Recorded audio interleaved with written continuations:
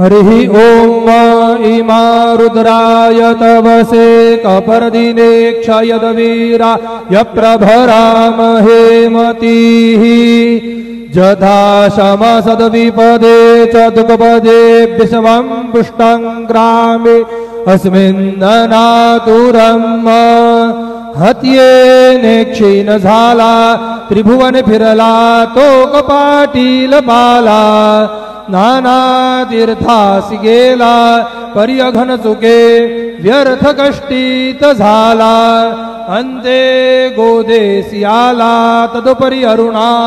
संगमे शुद्ध झाला स्नाने दाने निवाला अनुभव घडला त्या कपालेश्वराला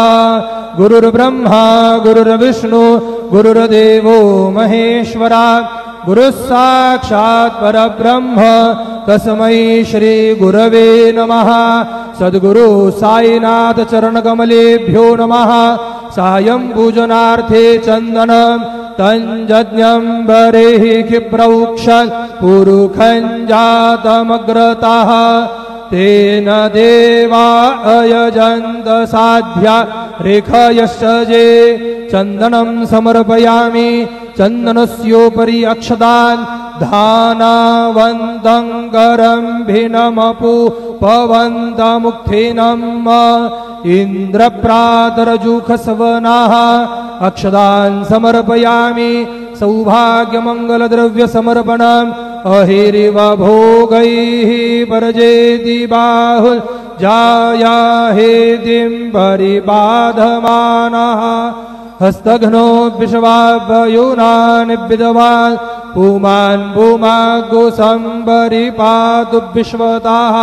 सौभाग्यमङ्गलद्रव्याणि समर्पयामि ऋतुकालोद्भव पुष्प समर्पणम् जत्पुरुखं व्यदधुः कतिधा व्यकल्पयन् मुखं किमस्यासीत् किं बाहु किमुरुपादा उच्येते कालोद्भव पुष्पाणि समर्पयामि तदनन्तरेण सायंकाले उपहार नैवेद्यं निवेदयामि।